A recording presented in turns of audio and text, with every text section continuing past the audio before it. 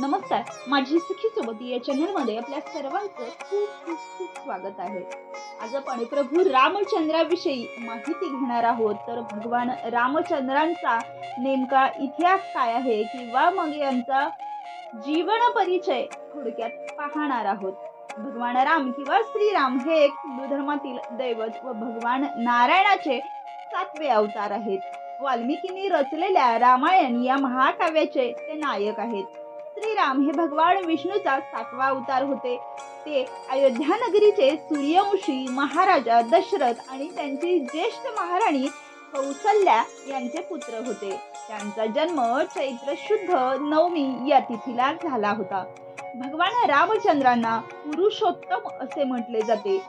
प्रभू श्रीराम सत्यवचनी, एकपत्नी व परमदयाळू होते.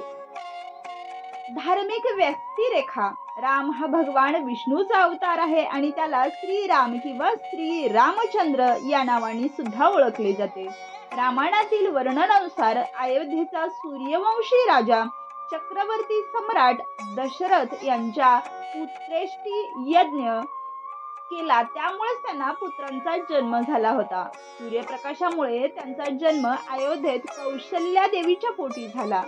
वायूच्या आशीर्वादाने भरताचा जन्म झाला आणि यमराजा लक्ष्मणाचा जन्म झाला आणि इंद्राच्या आशीर्वादामुळे शत्रुघ्नाचा जन्म झाला. श्रीरामजी हे 4 भावांमध्ये सर्वात मोठे होते, पण ते त्यांच्या बहिणीपेक्षा लहान होते. भगवान रामाची खरी बहीण शांता होती, जी श्रीराम आणि त्यांच्या 3 भावांची मोठी बहीण आहे. दरवर्षी चैत्र महिन्याच्या शुक्ल पक्षाच्या 9व्या दिवशी श्रीराम जयंती किंवा मग रामनवमी या उत्सवाचे अनेक महाकाव्यामधून, रामायणामधून सुद्धा याचं व्यक्तिरेखा केलेली आहे. गोस्वामी तुलसीदास यांनी त्यांच्या जीवनावर केंद्रस्थानी असलेल्या भक्तीचे सुप्रसिद्ध महाकाव्य रामचरितमानस हे सुद्धा रचलेले आहे. याशिवाय रामायण किंवा भारतीय भाषेमध्ये रेखलेले जे खूप प्रसिद्ध आहेत ते म्हणजे श्री राम हे भारतात अत्यंत पूजनीय आहेत. एक आदर्श पुरुष, एक आदर्श राजा आणि एक आदर्श पुत्र. या जगातील अनेक देशांमध्ये श्रीराम यांना थायलंड, इंडोनेशिया इत्यादी देशांमध्ये आदर्श राजा म्हणून पूजले जाते. यांना पुरुषोत्तम या शब्दाने सुशोभित केले जाते. मर्यादा पुरुषोत्तम राम हे अयोध्येच्या राजा दशरथ आणि राणी कौसल्या यांचे ज्येष्ठ पुत्र होते. त्यांना 3 भाऊ होते, लक्ष्मण, भरत आणि शत्रुघ्न. हनुमान हा रामाचा सर्वात मोठा भक्त मानला जातो. रामाने लंकेचा राजा ज्याने अधर्माचा मार्ग स्वीकारला होता तो म्हणजे रावण, तर रावणाचा वध केला. श्रीरामाची मर्यादा पुरुषोत्तम अशी ख्याती आहे. श्रीरामाने राज्य, मित्र, आई वडील, अगदी पत्नीलाही सन्मानाने पालन करण्यासाठी सोडले. त्यांचे कुटुंब आदर्श भारतीय कुटुंबाचे प्रतिनिधित्व करते. रामाचा जन्म रघुकुलामध्ये झाला. त्याच्या परंपरेने रघुकुल विधी नेहमी चालत आली आहे, पण आयुष्य गेले नाही. रामाचे वडील दशरथ यांनी त्यांची सावत्र आई कैकेयी यांच्या कोणत्याही 2 इच्छा पूर्ण करण्याचे वचन दिले होते. दासी मंथरा तिच्या वेशात कैकेयीने आपला मुलगा भरतासाठी अयोध्येचे सिंहासन आणि राजा दशरथाकडून रामासाठी 14 वर्षाचा वनवास या वरदानाच्या स्वरूपात मागितला होता. हेच कैकेयीचे 2 वचन होते. वडिलांच्या वचनाचे पालन करण्यासाठी रामाने 14 वर्षाचा वनवास भोगला. आदर्श पत्नीचे उदाहरण देताना पती सीतेने पतीसोबत वनवास जाणे योग्य मानले. भाऊ लक्ष्मणानेही 14 वर्ष रामासोबत वनवास केला. भरताने न्यायासाठी मातेच्या आदेशानुसार किंवा आदेश धुडकावून लावला आणि मोठा भाऊ राम यांच्याकडे जंगलात गेला. त्यांची पादुका आणली आणि नंतर ती गादीवर ठेवून राज्य केले. राम जेव्हा वनवासी होते तेव्हा त्यांची पत्नी सीता तिला रावणाने पळवून नेले. जंगलात रामाला हनुमंतासारखा मित्र भक्त सापडला, ज्याने रामाची सर्व कामे पूर्ण केली.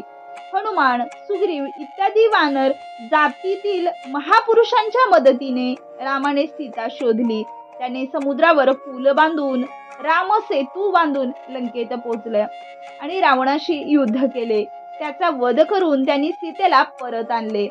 राम अयोध्येला परतल्यावर भरताने त्यांच्या हाती राज्य सोपविले.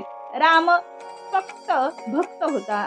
त्यांनी चांगले राज्य केले, त्यामुळे आजही लोक सुशासनासाठी रामराज्याची उपमा देतात. त्यांचे 2 पुत्र लव आणि कुश त्यांनी सुद्धा त्यांचे राज्य अत्यंत कुशलपणे सावरले. हिंदू धर्मातील अनेक सण म्हणजेच दसरा, रामनवमी, दीपावली रामाच्या वनकथेतील संबंधित आहेत. म्हणून आपण ते सण खूप छान पद्धतीने साजरे करतो. श्रीराम हे एक आदर्श व्यक्तिमत्व होते. आदर्श पुत्र, आदर्श पती किंवा मग एकवचनी किंवा एकपत्नी असे व्यक्तिमत्व होते. रामाने आईवडिलांच्या आज्ञेचे सदैव पालन केले. आदर्श अशा बंधुप्रेमाला अजूनही राम लक्ष्मणाची उपमा देतात. श्रीराम एकपत्नी व राजधर्माचे पालन करण्यात तत्पर होते. प्रजेने सीतेसोबत संशय व्यक्त केल्यावर त्यांनी आपल्या वैयक्तिक सुखाचा विचार न करता राजधर्म म्हणून आपल्या धर्मपत्नीचा त्याग केला होता. श्रीराम हा आदर्श शत्रू सुद्धा होता. रावणाच्या मृत्यूनंतर अग्निसंस्कार करायला त्यांचा भाऊ बिभीषण नकार देतो. तेव्हा राम त्यांना सांगतात की मरणाबरोबर वैर संपते. तू जर रावणाचा अंत्यसंस्कार करणार नसलास तर तो मी करीन, कारण तो माझाही भाऊच होता. या संदर्भानुसार प्रभू रामचंद्रांचं महानपण आपल्याला दिसून येतं. श्रीरामाने धर्माच्या सर्व मर्यादा पाळल्या असे रामायणातील उल्लेखावरून दिसून येते. म्हणूनच त्यांना भारतीय जनमानसात मर्यादा पुरुषोत्तम असे म्हटले जाते. प्रभू रामचंद्रासारखा राजा किंवा देव या जगामध्ये आजपर्यंत झालेला नाही आणि होणार नाही. अशा पद्धतीने अत्यंत आदर्श राजा म्हणून पूजलं जातं. तर प्रभू रामचंद्रांचं त्रेतायुगापासून कलियुगापर्यंत आजपर्यंत त्यांची पूजा केली जाते, कारण असा राजा किंवा असा देव परत होणे नाही. अशा प्रभू रामचंद्रांची माहिती जर तुम्हाला आवडली असेल तर लाईक, शेअर आणि सबस्क्राईब नक्कीच करा. धन्यवाद.